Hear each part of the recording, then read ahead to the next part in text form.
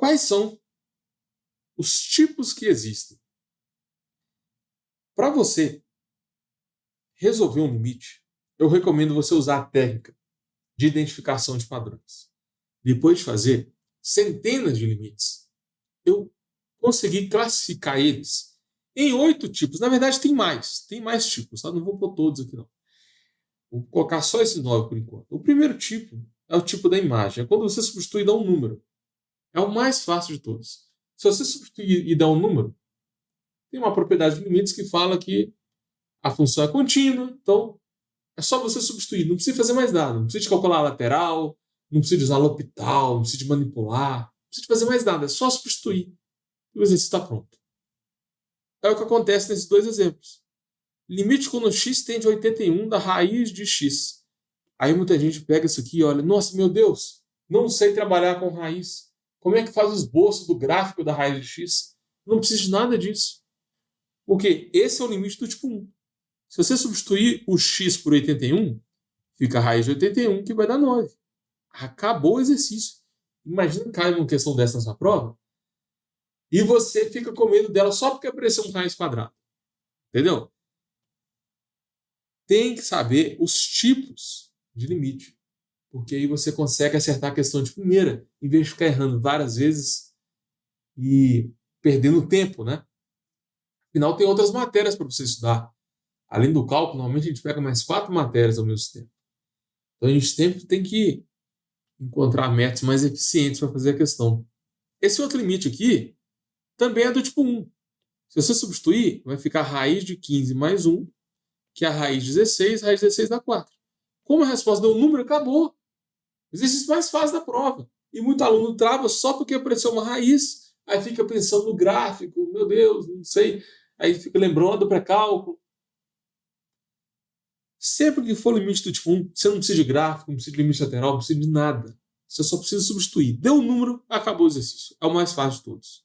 Agora, tem outros tipos.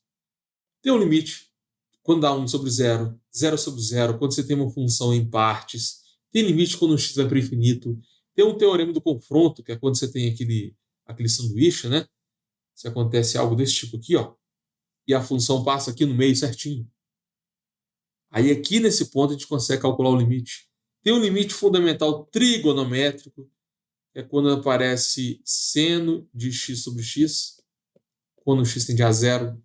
Tem um limite fundamental exponencial, que é o limite quando o x tende a infinito, de 1 mais 1 sobre x elevado a x. Isso aqui vai dar o número de Euler. Enfim, tem vários tipos. O ideal é você descobrir cada um desses tipos e fazer vários exercícios repetitivos de cada um. O problema é que se você pegar uma lista da faculdade, o livro do Stuart, ou então uma prova antiga do seu professor, todos os tipos aparecem misturados. Aí você não consegue fixar a matéria e não passa em cálculo de primeira. Então fica essa dica aí para vocês. Sempre tenta estudar cálculo em blocos. Pega de 10 a 15 exercícios de um mesmo tipo, de um mesmo padrão, e foca só neles antes de mudar a matéria. Imagina se cair na sua prova para você resolver esses dois limites aqui pela definição de limites, ou seja, usando epsilon e delta. Claro que não vai ser só substituir e achar a resposta, né?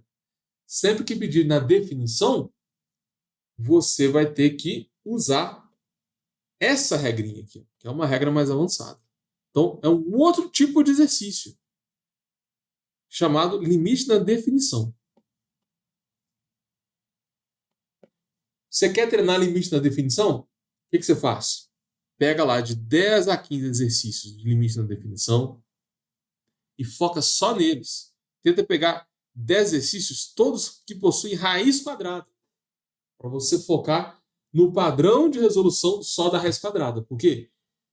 Se você pegar, em vez de ser uma raiz quadrada, você pega uma função linear, tipo assim, ó, uma x mais 1 com o limite do x tendendo a 0. Para você provar esse limite aqui, usando a definição, é outro jeito de fazer. Então, para você passar em cálculo de primeira, sempre pega de 10 a 15 exercícios de um mesmo padrão. Cuidado para não ficar cada hora pegando um padrão diferente. Isso não é eficiente, tudo bem? Um dos maiores obstáculos para você passar em cálculo de primeira é a mentalidade. Muita gente fica pensando assim, eu sou burro demais, ou eu sou burro demais para aprender cálculo. Não vou conseguir passar em cálculo de primeira porque eu sou muito burro, não consigo aprender. Eu entendo isso. Eu já passei por isso quando eu fiz cálculo 1, lá em 2015. Você acha que eu entendi a matéria de primeira? Você acha que quando o professor explicou limite pela definição, aquele negócio de epsilon, de delta, que o número chega perto do 5, mas nunca é 5? Meu Deus do céu, eu nunca vi isso na minha vida. Eu sempre fui bom em matemática, mas quando eu vi a matéria de limites, eu fiquei assustado, eu fiquei me sentindo o cara mais burro do mundo.